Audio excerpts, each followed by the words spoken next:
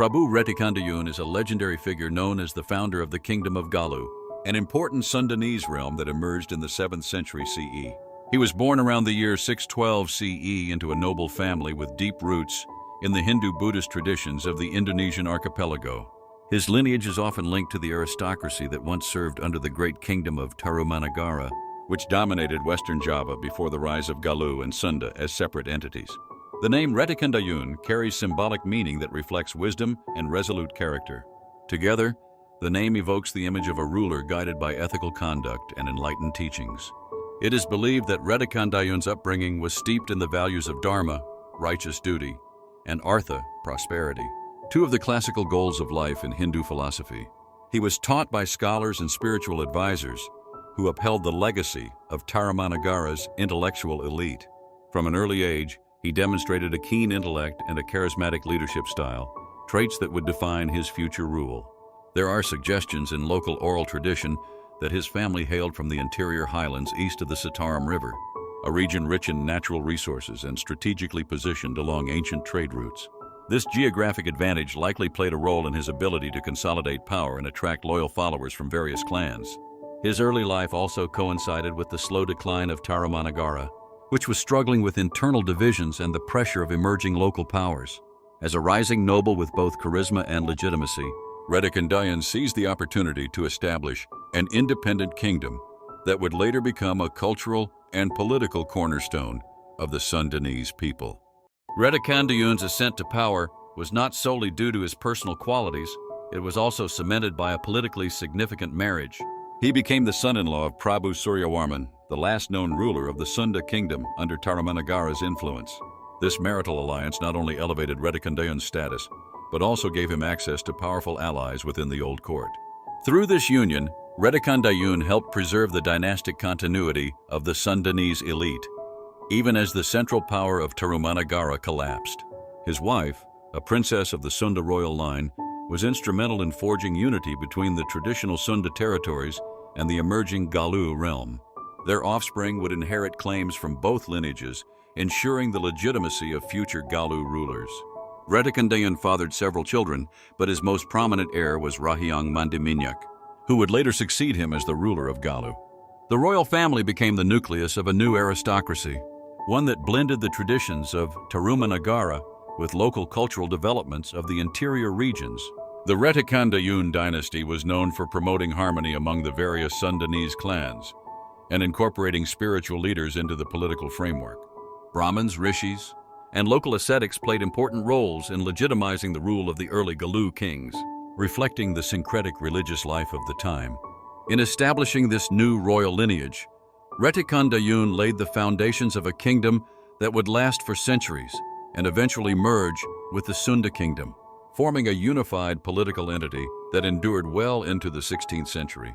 Wretikandayun's reign, beginning in the early 7th century, marked a pivotal transition from the coastal authority of Tarumanagara to the inland sovereignty of Galuh. As king, he established his capital in the fertile region near the Sitandui River, believed to be around present-day Ciamis, a region ideal for agriculture, trade, and defense. His governance style reflected a balance between traditional Hindu-Buddhist principles and local Sundanese wisdom. The king held court with nobles, elders, and religious advisors, fostering a consultative style of leadership. Administrative regions were entrusted to local chiefs loyal to the crown, and taxes were collected primarily in the form of rice, forest products, and labor.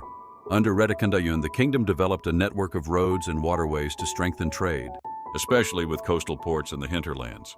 Horses, salt, textiles, and metal goods flowed through Galuh's markets, creating prosperity that helped legitimize his rule among the people. He placed strong emphasis on law and order, promoting justice based on a combination of dharma shastra, Hindu law codes, and adat, customary law. His reign was known for peace and relative stability, a necessary condition for state building in a time of political fragmentation in the region. Wretikandayun was not only a political leader but also a patron of culture. He supported poets, scholars, and spiritual teachers. Ancient Sundanese epics and oral traditions that survive today may have originated or flourished under his rule. This cultural richness became part of the Galuh identity, differentiating it from other Javanese or Sumatran kingdoms of the same era. Like many kings of his time, Wretikandayun was believed to possess spiritual power, kesaktian, that confirmed his divine right to rule. This power was not only personal, but also symbolized in sacred heirlooms or pusaka, passed down through generations. Among the most revered of these was said to be a kris, imbued with spiritual energy and forged by an ascetic blacksmith from the highlands. Another notable pusaka was a staff or trident, believed to be a symbol of justice and cosmic order, echoing Hindu and local animist symbology. These items were carried during major ceremonies and royal processions, reinforcing the king's semi-divine status. Legends tell of Wretikandayun's ability to communicate with nature spirits and hermits who lived in sacred forests and mountain caves.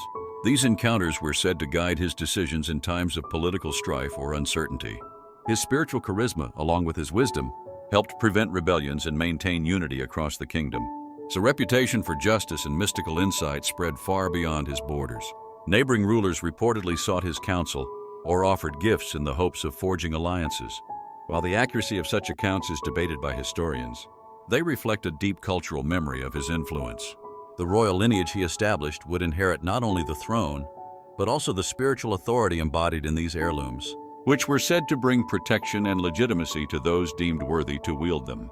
In his later years, Wretikandayun, like many kings influenced by Indianized traditions, chose to abdicate the throne and retreat from worldly affairs.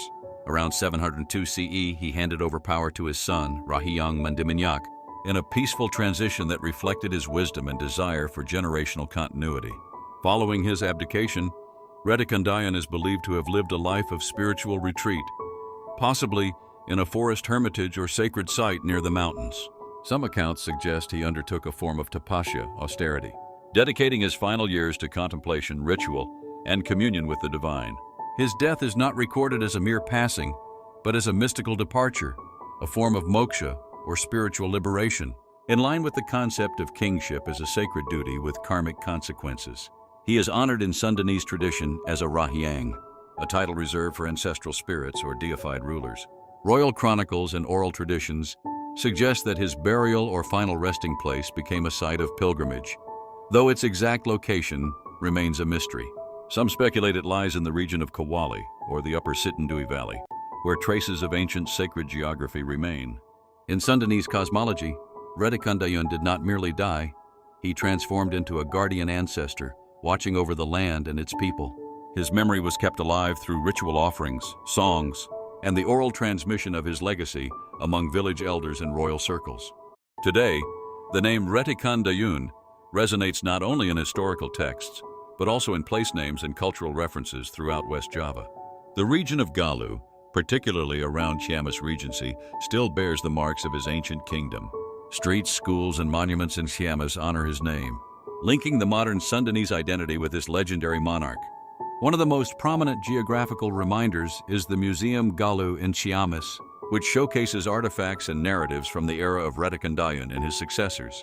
Scholars and cultural preservationists continue to study stone inscriptions, folklore, and ancient manuscripts related to the Galuh era to better understand his reign. In local ceremonies and traditional arts, such as Wayang Golek and Pantun Sunda, the legacy of Wretikandayun often appears as a noble figure whose wisdom and power guide heroes through spiritual and political challenges. He is revered not just as a king, but as a founding father of Sundanese civilization. The concept of Galuh itself, meaning precious gem in Old Sundanese, has become a symbol of cultural pride, rooted in the ideals that Wretikandayun embodied: justice, spirituality, and harmony.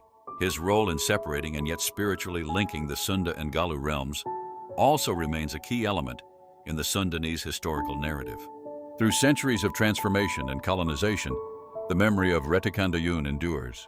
He remains a bridge between the sacred past and the living culture of the Sundanese people, a testament to the enduring power of a wise king who built not only a kingdom, but a legacy.